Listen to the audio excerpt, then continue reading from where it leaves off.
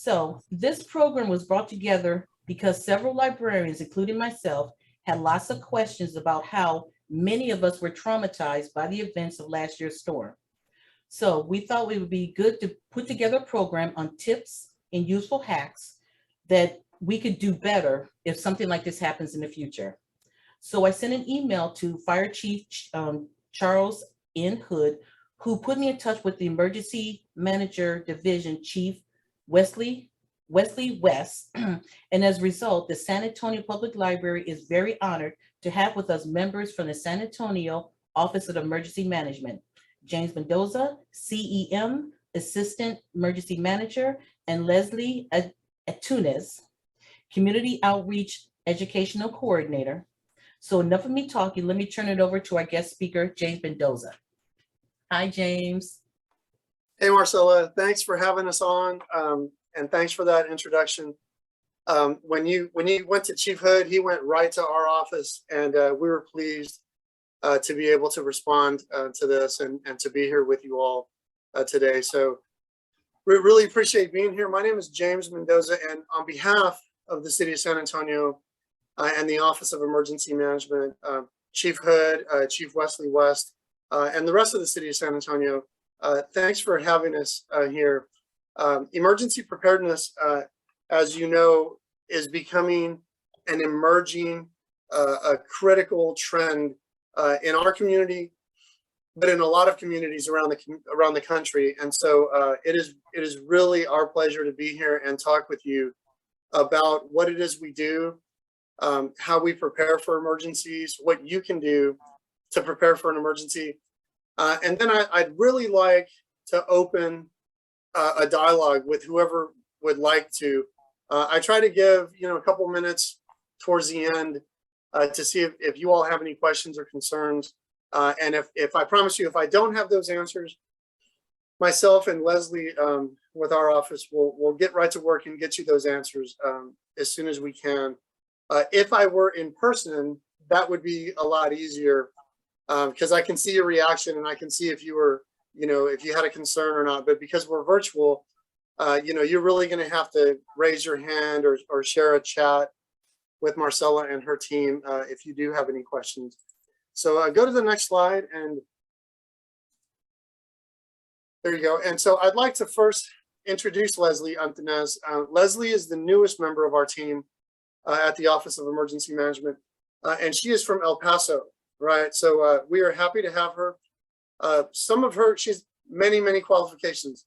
I won't read her resume to you, but one of the things that we noticed about her experience was that she was on scene at the El Paso Walmart shooting a few years ago.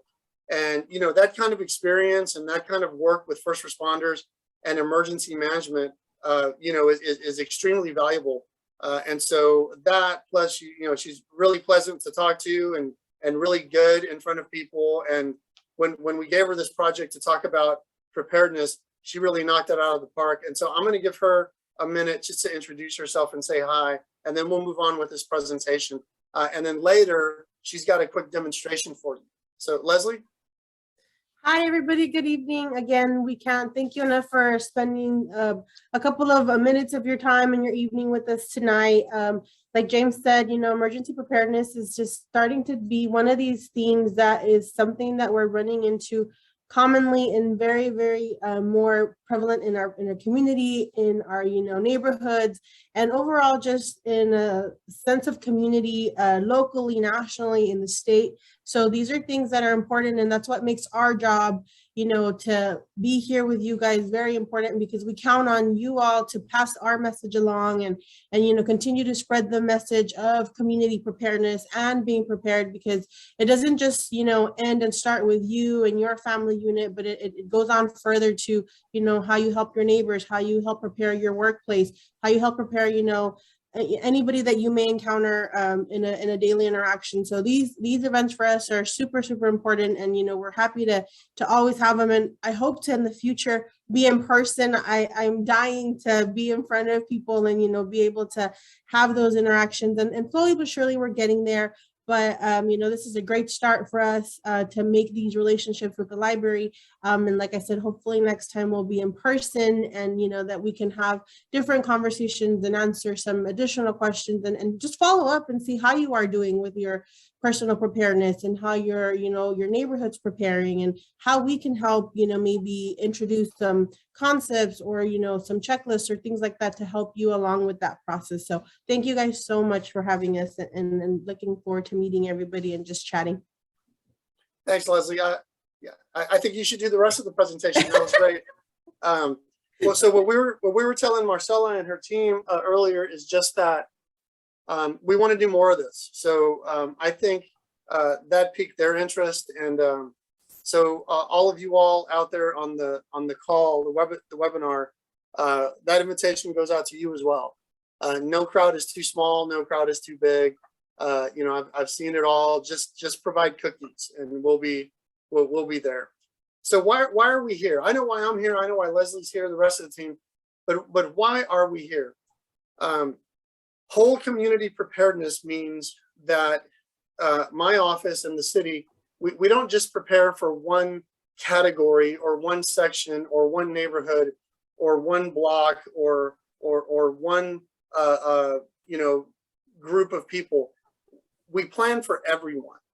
So when we look at winter weather, for example, it is an entire community response and planning process. We've looked very closely at, in fact, just today, I was working with the Department of Human Services on whether or not they'll start outreach to the unsheltered homeless population, given the winter weather situation that's coming up, in the next couple of days. We don't think it's going to be as severe as it was last time. So we plan for everyone, every situation, every type or every block of the community. We are also, as we mentioned earlier, really interested in doing more engagement, right?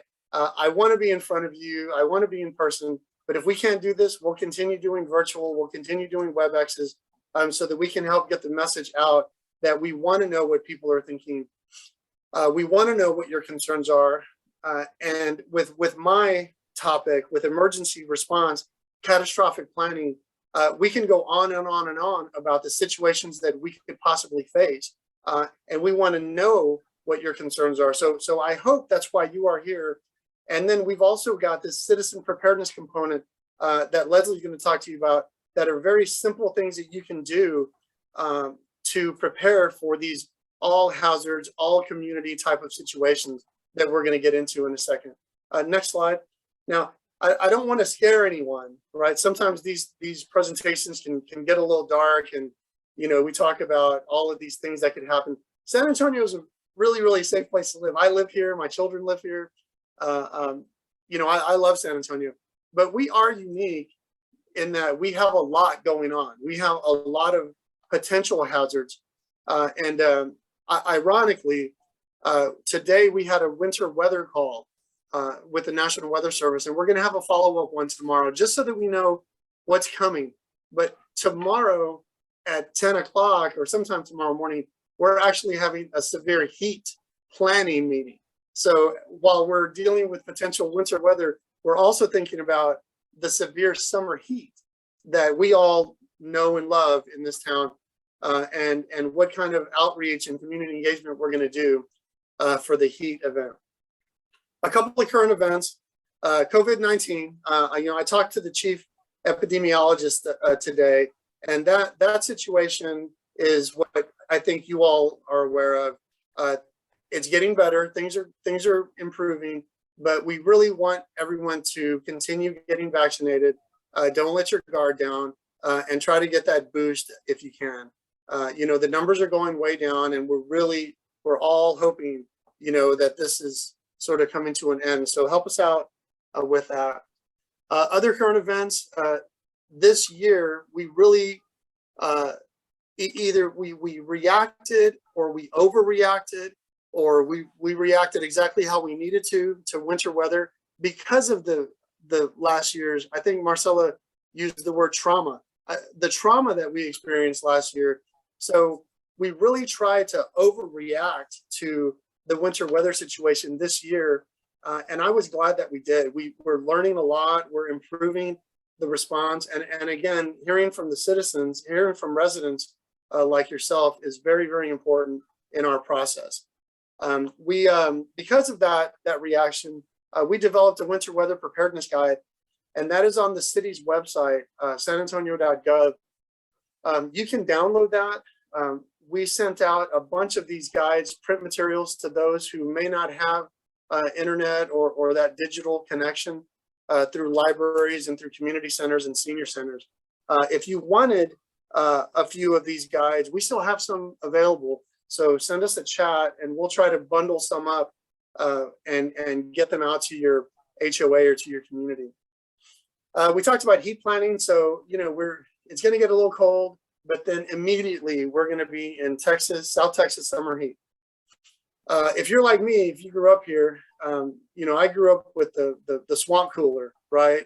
And my grandmother didn't want to turn the AC on because it was too expensive and because it made her sick. So we just kind of suffered through summer heat. But I can tell you that in the last couple of years, we've unfortunately lost citizens due to summer heat. They're not getting the air going through their house. Maybe they're elderly, or maybe they're suffering from some vulnerability. So we really worked with the San Antonio Metropolitan Health Department and their outreach teams to do outreach, and so that people understand that severe heat could be a serious emergency as well. And so there's more to follow on that as we move into the summer heat. Hurricanes, I always like to bring up hurricanes because I always get this question. San Antonio's not going to, hopefully, we're not going to get a hurricane up in this area, but we will get is a tropical storm as it weakens, and that could dump a lot of water, and then we'll end up flooding or experiencing flash flooding. So I bring up hurricanes in that if you see in the Gulf, or if you're watching the news, that there's a potential hurricane, it could be thousands of miles away, but you also need to prepare for that potential storm or winds, or even small scale tornadoes that those hurricane winds could bring into our community. And then the last thing that I wanted to talk about current events is we're doing a lot of exercise planning, just tons of it, from winter weather to heat to man-made threats like hazardous material spills, or even an active threat like an active shooter situation.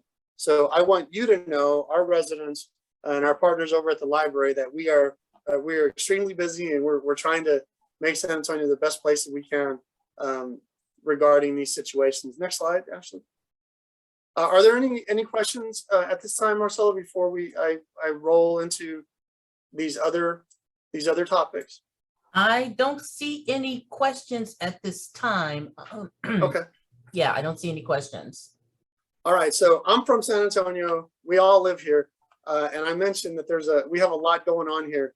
So natural and human cause. There's a lot of situations that we could deal with. A lot of these things that keep us up at night. Leslie and myself and our chief and Chief Hood and the mayor and city manager.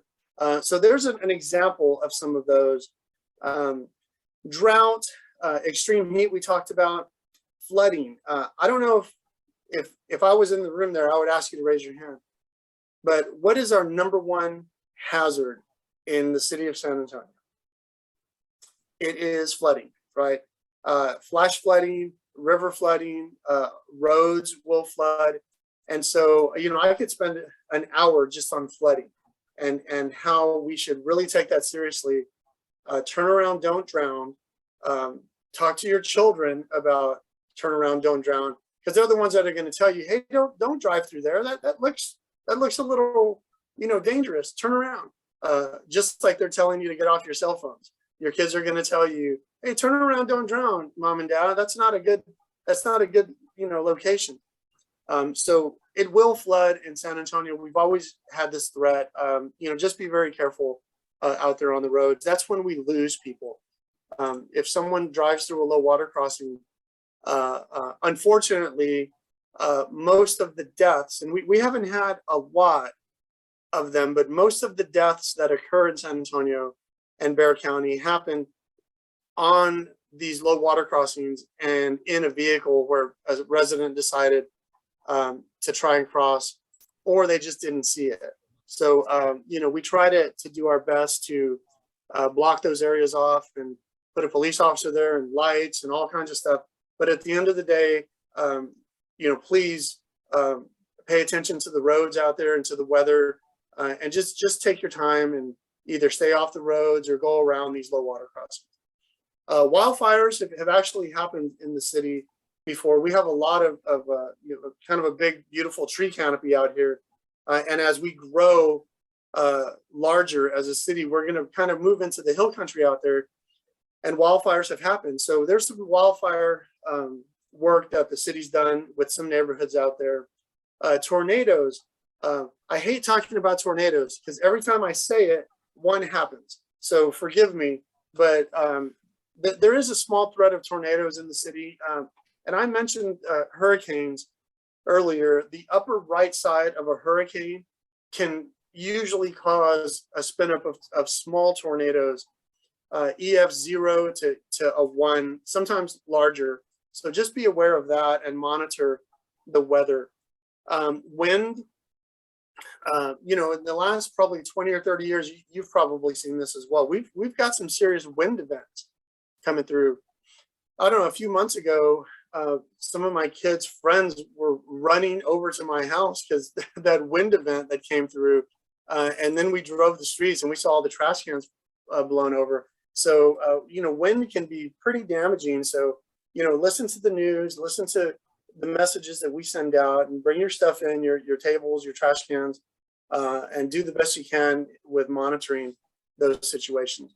The other stuff, hail, lightning, we talked about COVID, and definitely winter storms are these things that are keeping us up at night in terms of emergency planning.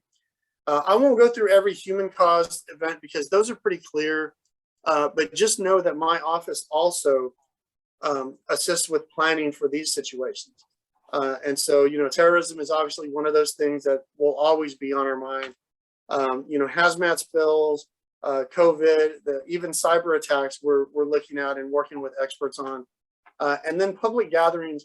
My kids are getting older and they go to a lot of different events now or want to. And, that's always on my mind.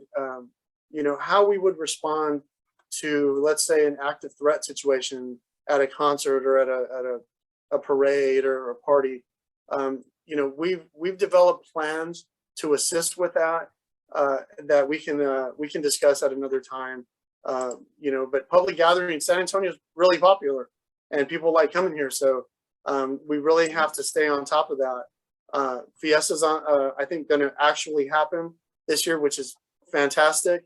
And all of the great things that comes with Fiesta, but we also have to be careful. Next slide, please.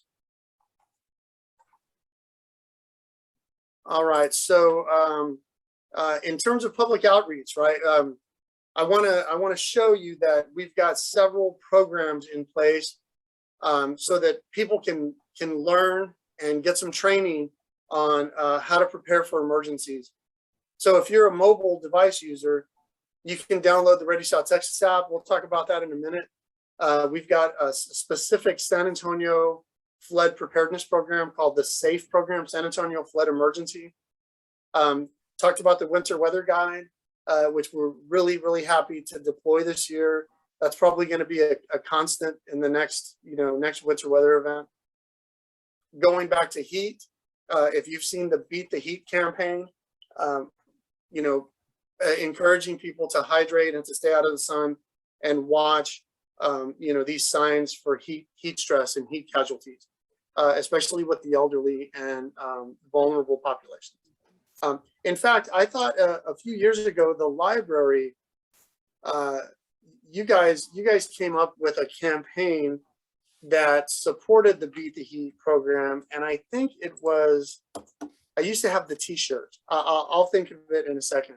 It was to encourage people to come to the library and cool off during the summer.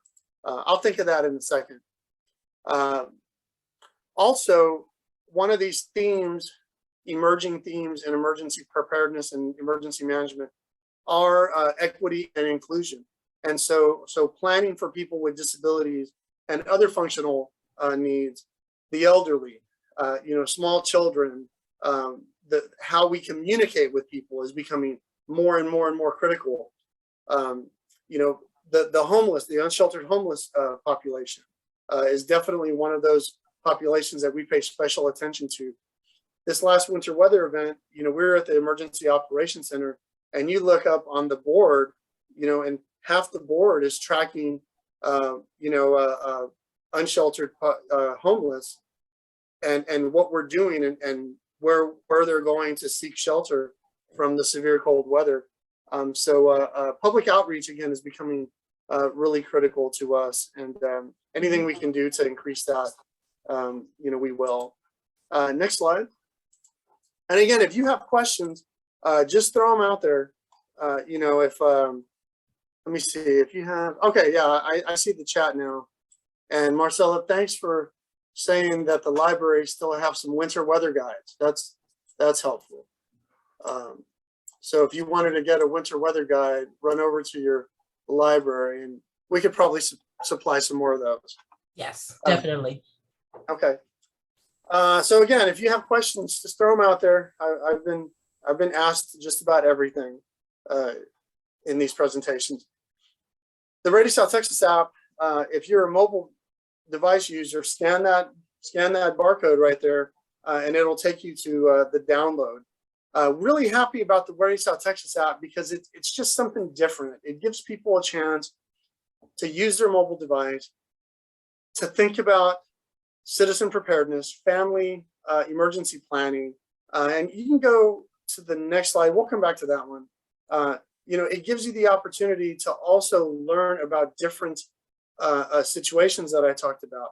So with this mobile app, you can download, and I don't know if you can see my cursor there, but you can download different e-guides from disaster recovery. There you go, active shooter response, all the way down to the newest one, which is winter storms and extreme cold. And the beauty of that is I've been around long enough where these guides were all printed, and in some cases printed material is great, but you can't carry all this stuff in your cargo pants. So now that we have the smart device, let's use it, right? Pull that smart device out, scan the app, download Ready South Texas, and then choose any one of these that you're interested in, and just kind of scan through it. And I guarantee you'll learn something about that particular topic. So we've gone up and down in terms of the downloads and people who have kept it and deleted it. Leslie's looking at those numbers pretty regular, but overall it's been really helpful for this cause. So yeah, download it and use it to do some family emergency planning. Next slide, please. So we always get this this question. How do I know what's going on, right? How do I get alerted if there's something happening in the community, right? So I can tell you that it's getting smarter and smarter, the process of alerting people. And through COVID, I think we've actually almost mastered this alerting and communicating with folks. We've used the Ready South Texas app to send messages to the community. And we've also used applications that the state and federal government have granted us access to, like the Wireless Emergency Alert program. Several of our key leadership can quite literally identify a location and let you know what's going on out there. You may or may not get that alert depending on your location. Sometimes they're citywide. So I only mention that because there was a situation a few years ago, and it was a real threat. It was a credible situation that we were dealing with, and we were just rolling out. We're doing a lot of these community presentations, and some citizens or residents called and said, "Hey, I didn't get that message. James, right? Like, what you just told me that I was going to get notified." And I looked at it and I said, "Well, that happened let's just say it was a hazmat leak or a fire or something. That happened like 20 miles away from you. You know, we're not gonna notify the entire city if there's a situation that only requires, you know, a more granular response.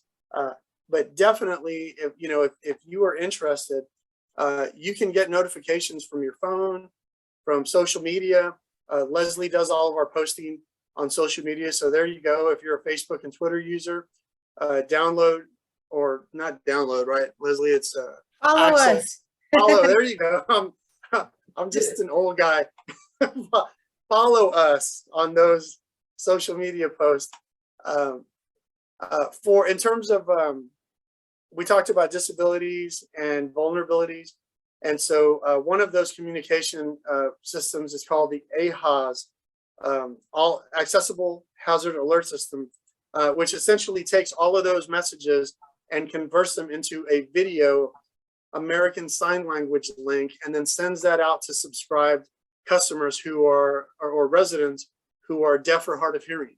Again, we're really happy to deploy that system several years ago. And from what I've been told, through COVID and through the winter storm and all of these things that we've experienced, our hard of hearing and deaf community have been getting all of those alerts in the language that they've asked for that to be sent out, in American Sign Language video, so that they can see it and understand it. So we're really, really happy to continue doing that. Also, the STEER program, it's a registry for people with disabilities or who have other functional needs that we need to know about, so that we can reach out to you during these emergencies and let you know what's going on, find out if there's anything further that we can do to assist you. And so that registration is also open. And then finally, the Alert SA system, which is the self-registry system that can be found there on Alert SA or SAOEMprepare.com. An additional enhancement to the WIA alerting process. So there's a lot of ways that you can be alerted in addition to local media. Next slide, Leslie, please. All right, so any questions at this time? Anything? Let me see, I'm looking on the chat. Okay, no questions so far, so we must be doing a really good job. I'm gonna start to sort of wrap up the presentation portion of this in a few minutes, and then I'm gonna turn it over to Leslie for a few minutes, and she's gonna talk to you about some cool stuff. So in terms of the winter storm, some of you are probably aware that the mayor directed the Committee on Emergency Preparedness to look at that storm and to see whether we could have learned from that, what improvements we need to make to our response and our communications with utilities. And so there you have it. There's the website. You can go to that at any time. All of that information is public and has been public since the very beginning. Really pleased to be a part of that process. You know, I've been doing this for a while now, and I think this is the first time that we've really formed a committee like that to sort of dig through and see what we could have done better and what happened. And so we're taking these recommendations very seriously. San Antonio Water Systems and Services and CPS Energy, as well as the city and the Office of Emergency Management, have specific recommendations that we're working on. And a lot of these cross, you know, into each other's lane. And so as part of some of those improvements, we've really began working even closer with utilities and emergency response for any of these situations that could cause utility loss. Now, I can tell you, you know, I was suffering right along with everybody. Me, my kids. You know, my mother lost power. Her power didn't really even come on for a couple of days, and my brother and I had to go get her and make sure that she was safe. She's a stubborn, you know, proud woman, and the whole time she said, I don't need any help, I'm fine. And you know, we're dealing with our own children and our own family, and we thought, no, I think I think we really need to go help my, my 69-year-old mother, and which we're very close. And so we went to pick her up and make sure she was safe and warm. So, I get it. I get that everybody was suffering. But the work that we're doing with CPS Energy and SAWS, I'm very, very proud of that work that we're doing. And, we're going to continue doing that so that we can respond the best way we can to these cascading situations. Next slide, Leslie. So I'm going to recap and then I'm going to turn it over to the best part of this presentation, which is going to be Leslie. I'm putting a lot of pressure on her. My goal for doing things like this, our goal at the city and the Office of Emergency Management is to develop what we call a preparedness culture, right? It's not one thing that you can do. It's a series of things, and we sort of have to change our way of thinking about preparedness and safety and emergencies. And so if we change our culture and the way that we think about these things, it doesn't become such a burden to say, well, I'm going to have to run out and build an emergency kit, or I'm going to have to run out and talk to my neighbors and talk to my friends and family. It becomes part of the conversation, and that's what we hope to achieve by presentations like this and demonstrations like this. Begin to talk to your family and your community about emergencies and how you dealt with that, how you responded to this situation. I guarantee you're going to learn something. I do that all the time on my street, and I ask them, how are you doing? How are you doing? And come to find out there's a big tree in their backyard that fell, and it's been down there because my elderly neighbor didn't have any help, or we have a community center or a sort of an old pool house that we can use for meetings and gatherings. And I live right down the street, and I thought that place was closed. So there's a lot of things that we can learn from each other if we just reached out. Also, practice your plan. Look at the specific situation that we're dealing with. Let's say heat, for example. And we know it's going to get hot. We know that South Texas weather could be extreme. What are you going to do? Reach out to your neighbors and friends and family, and have that conversation. If we lost power, if we needed to go cool off somewhere, where would we go? The city has cooling centers that will be open in these situations. So, definitely practice and plan. Also, there's a lot of things that you can do to educate yourself on emergency preparedness. There's classes that you can take online. There's workshops and presentations like this, where you can really learn a lot and engage with us. There's training that you can take. There's volunteer opportunities for you as well through various organizations, faith-based organizations, volunteer groups. They could always use your expertise and your knowledge and experience. I guarantee you we have someone on the call right now who's got medical experience, or who has emergency first responder experience, or can organize a meeting like this in your neighborhood and have one of us come out and present. So I guarantee you that there's some really good knowledge out there. I've got a couple of questions, and then one question, and then I'm going to turn it over to Leslie. What was the most eye-opening response that your office received about the post-winter storm? And so I'm guessing you're talking about Uri last year. What was eye-opening to us in the Office of Emergency Management is the cascading effect of this storm.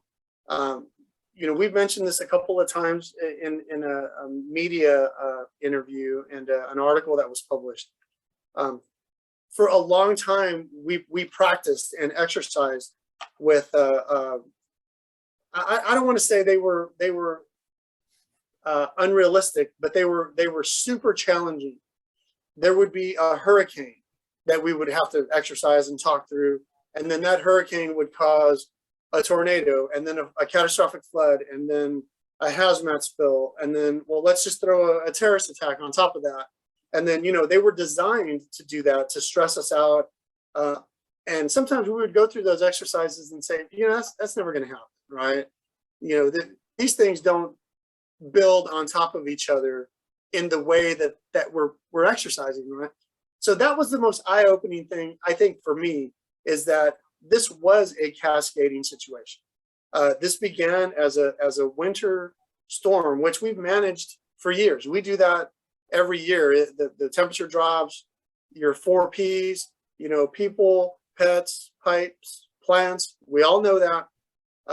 But we're home in our homes with our family. Utilities are working. We never imagined that we would have that sort of a cascading event.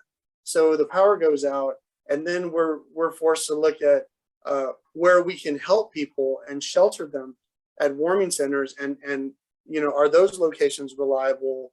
And so we've really had to start thinking about what comes next from this event. The winter storm, again, it's that human services now that we were very, very important before, but now we're attached at the hip. We're attached at the hip in terms of what kind of outreach we're doing to homeless populations, to vulnerable populations, to people that really need special assistance. There's a lot of us out there who maybe can't manage that on our own. And so we're taking a deep dive into how we can better serve people who need that additional attention.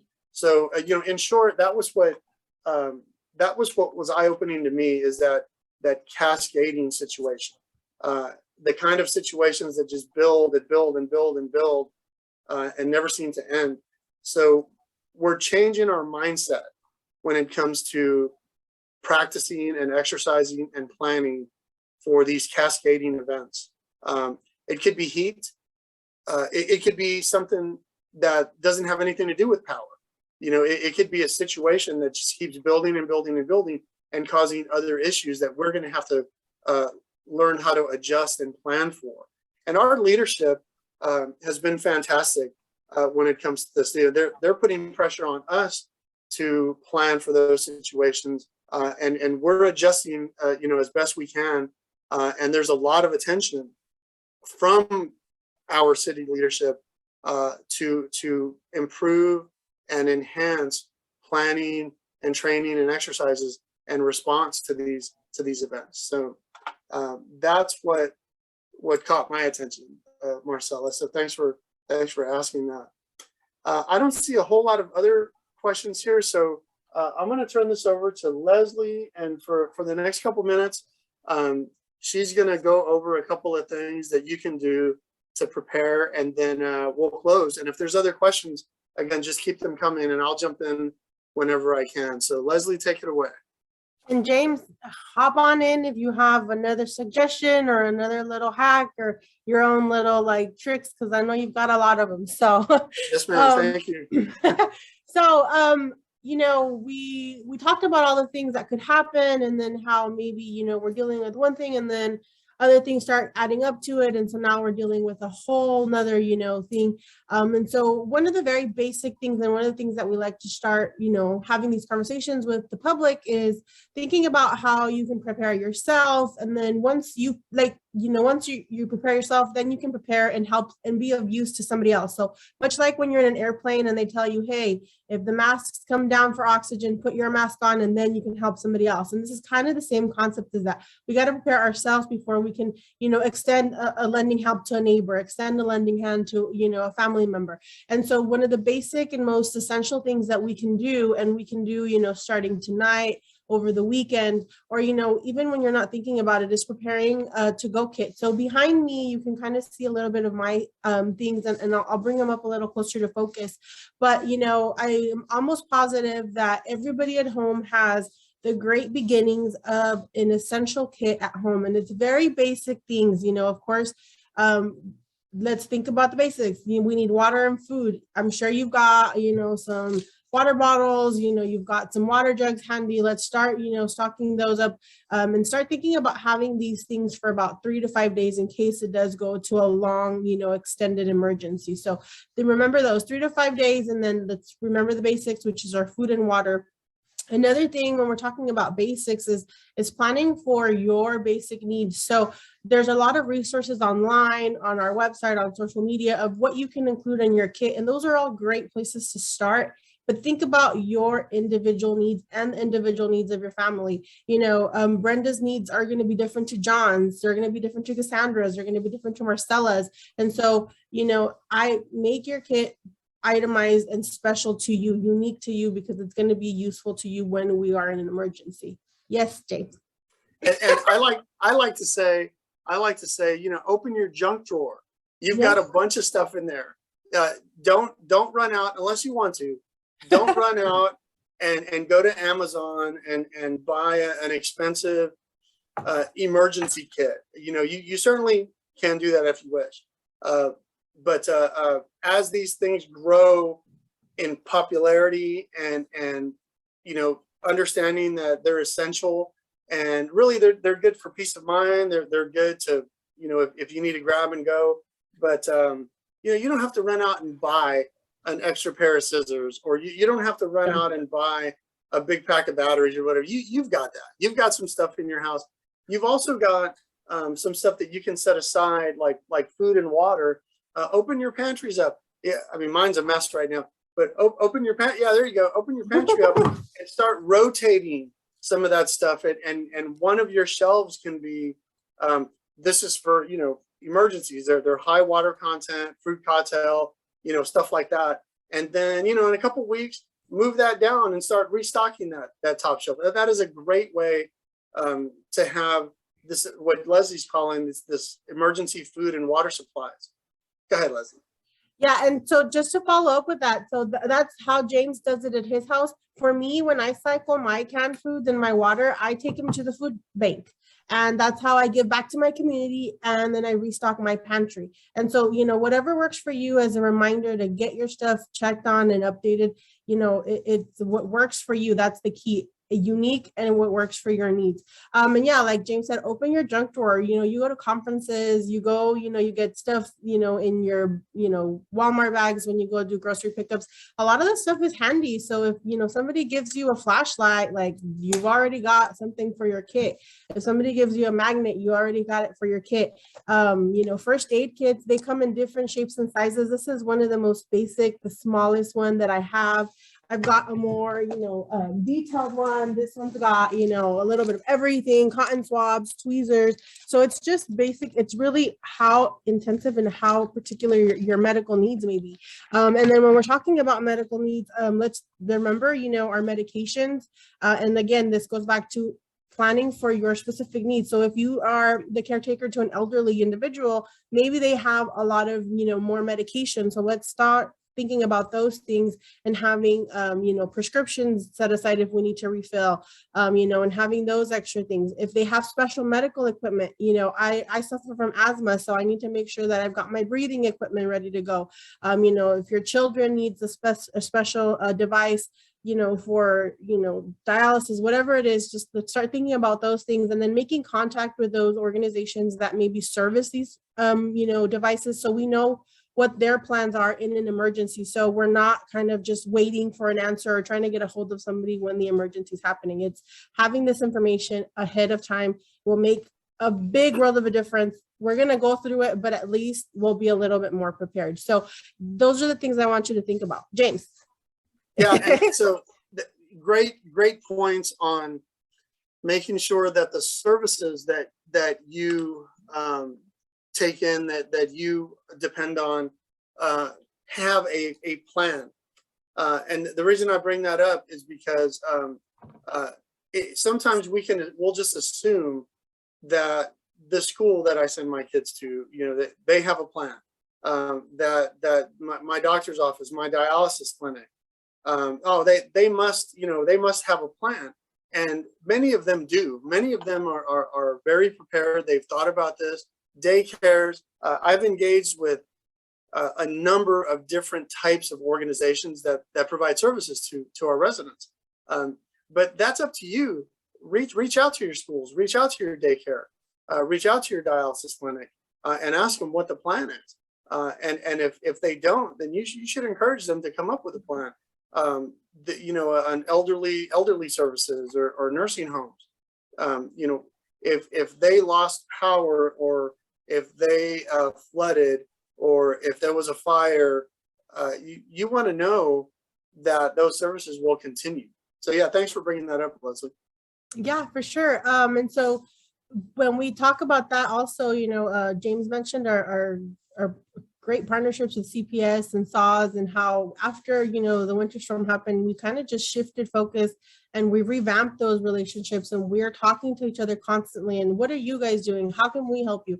And so those things, also seeing what the utility companies are doing to, better assist their customers in these type of situations are vital. And so power is a big thing on everybody's mind. So there's a lot of things that we can have handy that will get us through, if there's a power shortage. Of course, flashlights are great, but do you have extra batteries? Like, did you cycle your batteries? Because you may have them, but if you haven't used them and they've been there for a year or two, they're probably not going to be good, So also think about cycling these through your kit when we're preparing. My favorite thing is our hand powered, radios and devices. They come now in many different shapes and sizes. I have seen like boombox size, hand cranks, and you can plug in your USB cord now and you can charge your phone, which is, we live off of those things. So now the functionality of what we can do is getting bigger. And so these hand cranks, I always recommend, reaching out maybe to your Red Cross, a Walmart, a Lowe's, a Home Depot, and you just, power it, and you have something to do. I always say give them to the kids and they'll be entertained, and then you'll have your light, right? So they have double functions. But no, so there's a lot of things out there that are constantly, being, redone and rethought for, a lot of us in these types of situations. So this is one of my favorite things. It's a radio because, if you need to listen to weather service or, announcements and all of that, you're also communicated in that aspect. So, think about those alternatives. Candles and matches are great for, that, but also remember there's a safety component there. You don't want to start a fire and then now we have another cascading incident, right? It started because I lost power and then, we've got another issue to deal with. So take those things into consideration. Glow sticks are really good. You can get them at the dollar store, clearances after 4th of July or for Halloween. So, those things that, are not super cost, high on cost, but they're cost efficient and will get you through an emergency. And then lastly, I just want you to think about, we talked about what's specific and special for you when you're putting these things together, but also keep in mind that you're not always going to be home when something happens, right? And so if your kid's at home, what are you going to do? So have a smaller version or have something similar set up in your office.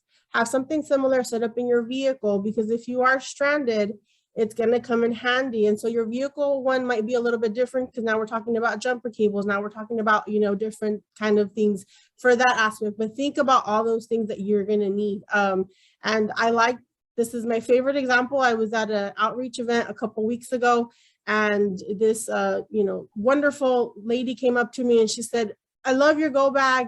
I need all of these things." And she's like, "What's great is, and what people don't realize is you don't only need it for if it's cold, if we lose power, if, there is an emergency." She says, "I use mine during a riot." Like, having an emergency bag is going to save you and help you in any situation. So they're not just for winter storms, they're not just for heat, they can be for anything, and they'll save you on a rainy day. So think about those things. So, think about being prepared at home, at work, like James said, let's check with the schools. What are they doing for my kids and that kind of thing. And so setting up everybody for success is ultimately what's going to make going through an emergency easier for everybody. So just those things that we want you to start thinking about, having those conversations, make it a family thing. Let's go out on Saturday and everybody, here's a couple bucks, pick something for your pack, and make it a fun activity, make it interactive, because at the end of the day, it is a whole family thing. And then from there, it's like, share the message with somebody you may know. So definitely, it's a fun thing, and it's always going to be in style. So we're always going to need it. Thanks, Leslie. Marcella? Yeah, I was gonna say, when me and Leslie first were talking, and I saw her to-go bag in the back, and I was like, you know what, it should be a show and tell.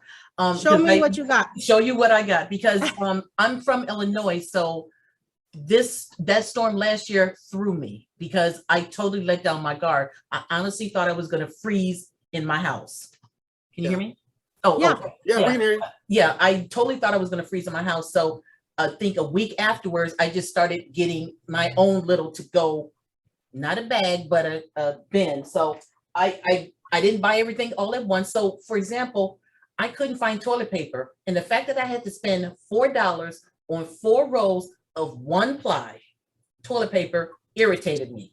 Yes. So I started going to, Walmart or whatever. And I now in my apartment in the bedroom, one side of the wall has toilet paper, the other side has paper towels. So because I couldn't find anything. So you're not hoarding or anything, but every time I run to the grocery store, I pick up an extra pack just for that. Yeah. You're just going to cycle through it. Exactly. And So just replenish Exactly. your stuff, right? Exactly. So I picked up this small little generator, and it's solar power. And I got this at Amazon. It was like $100. And Okay. and again, I live in an apartment, so I didn't need anything big, but I needed something to charge my phone because I had my family from Illinois calling, but I couldn't do anything, So it was just little things that just kind of threw me off. I've always been into candles, but I had all these Bath and Body Works Yankee Candle scents, and I'm like, okay, I'm getting high smelling all this stuff. So, like you said, just going to the dollar. And again, I'm not trying to create a cascade effect, but I know how to handle a candle. I only need one candle. It's just me. I put it in the bedroom with me, and hopefully the little bit of warmth will kind of keep me settled while I'm staying underneath the blanket and things like that. And for $17, if I didn't want to run the candle, I found this little lantern at Amazon. 3 AAA batteries, and it came in a pack of 2. So little things like this, as you said, will kind of help build your arsenal of preparedness. And one thing, when you were talking about facilities and partnerships and things like this, my insurance company, my renter's insurance company, I called them and told them what was happening. If you contact them, they were able to pay for my hotel because I couldn't stay in my apartment after so long. So I didn't even know it was even in the policy. So maybe that's something that you can kind of look at. If you can't get into or stay in your house, maybe there's something that's covered in your policy. So just little things like that. That's interesting.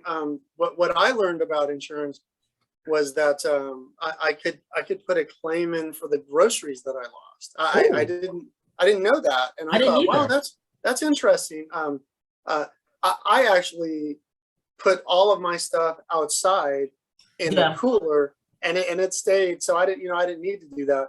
But what's right for one isn't going to be right for the other person. So do what you can. I want to what's right for me is that I have teenagers, right?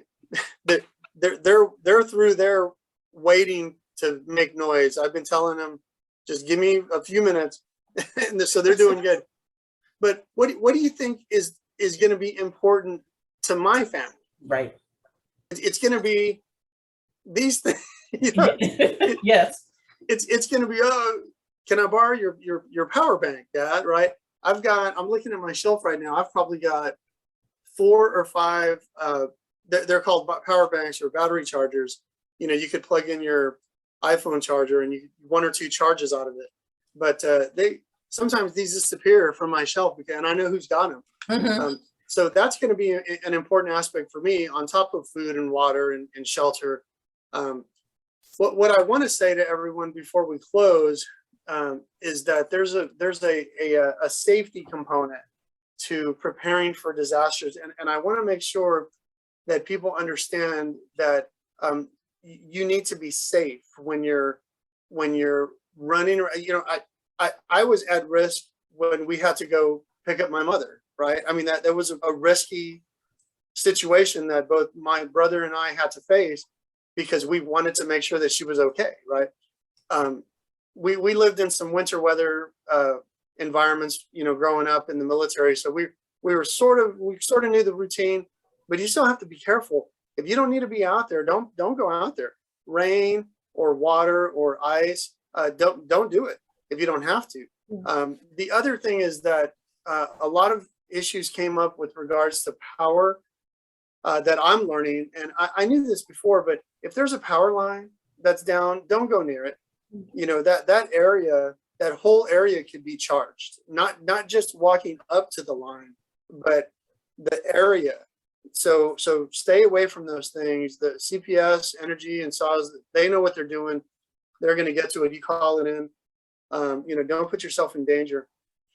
In terms of generators, you know, I don't have a recommendation for generators, but just like you all, I searched, I looked them up, and I thought, well, that generator's not bad. It's a couple $100. But then if you start looking at what it powers, well, then I got to bump that up, right, to the $700 model. You look at that and you go, oh, well, that's not going to do it. I got to bump it up to, and so it just keeps going until the point where you know what, I'm not gonna buy a generator. But that's just me. That's on my family, and that's part of my discussion. Some people have, and I think that's fine, but be safe. You know, I spent some time in the desert in the United States Army, and the number one thing with generators is safety. You know, we were handling those things, and they can be very, very dangerous and deadly. So, you know, if you choose that that's the right fit for your family, make sure and follow the manual and be safe when you're operating those things. And then the last thing I'll say, Marcella, and then I'll just turn it over to you if there's any other questions, is don't, to everyone, if you are in a life-threatening situation, if your oxygen is going to run out, and your medical devices are not going to continue to help you or keep you alive, that's a medical emergency. Please call 911 if you are suffering from these life-threatening situations. Our first responders are the best in the world, and so they helped a lot of folks get to warming centers. They helped people with oxygen refills during Winter Storm Uri. They helped in some cases to transport people to where they needed it to go. And so definitely reach out. There were some folks who didn't, and they just suffered. And we're learning about it more and more. And I thought, you know, if you had called 911 or 311 and said, hey, I'm really suffering here, I need some help, we would have probably been able to help you. So don't hesitate to identify that as a need. Excuse me. And call 911 when you do need fire or EMS or police. So please consider that.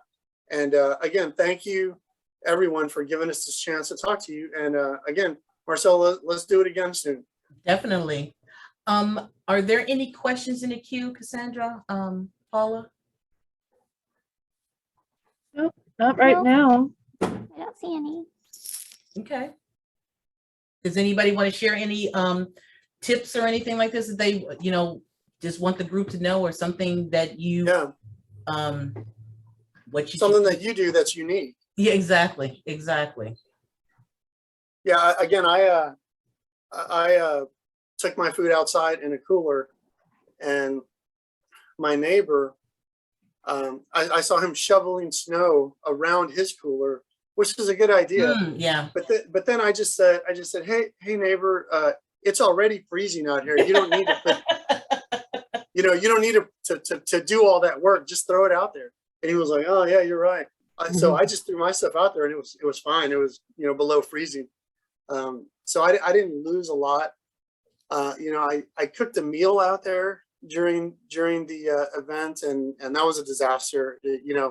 All the heat was just immediately removed from, I think I was trying to boil some pasta or something.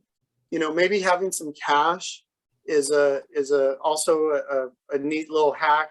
Yeah. Down the street, one of my son's friends said, hey, that store is open, but they're only taking cash. I've known this for a long time. I try to keep a couple bucks, handy. But then I go and I look at where I keep my cash, and I go, man, I haven't put any cash in there for a while. So I was unprepared for that particular, I couldn't take advantage of that. The store being open, but they only took cash. So there, now in terms of cooking, let me say, the safety part again, don't bring your barbecue pits inside, don't do any of that stuff, follow the recommended guidelines. That is just a bad idea. Don't cook in your fireplace. Yeah. Yeah. And then I got a question a few months ago about warming up in my car. And it made me nervous for a second because it feels unsafe, right? And then I thought, wait a minute, I did that. we went into our car and started it up and charged some phones. And then it occurred to me, I go, don't do that while it's in your garage. Yeah. Safety, right? So if you have a car in your garage, that needs to be moved out, and that carbon monoxide needs to vent. So definitely don't do it in your garage.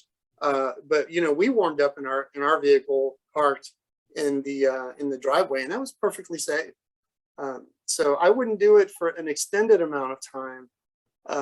But again, I would be safe when I did that. So that was those are my experiences.